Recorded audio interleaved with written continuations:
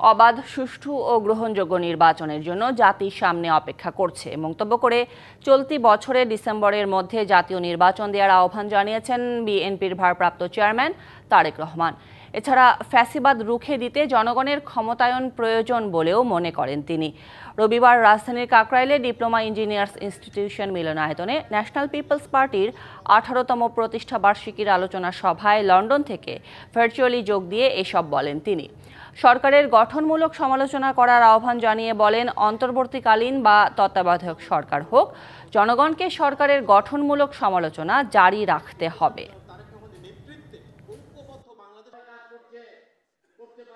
অন্তর্বর্তীকালীন সরকার প্রধানের নেতৃত্বে জনগণ অবিলম্বে দেশের ইতিহাসের সবচেয়ে অবাধ, নিরপেক্ষ একটি জাতীয় নির্বাচন দেখতে পাবে। বিএনপির দাবি, আগামী ডিসেম্বরের ভেতরে জাতীয় নির্বাচন অনুষ্ঠিত হতে হবে।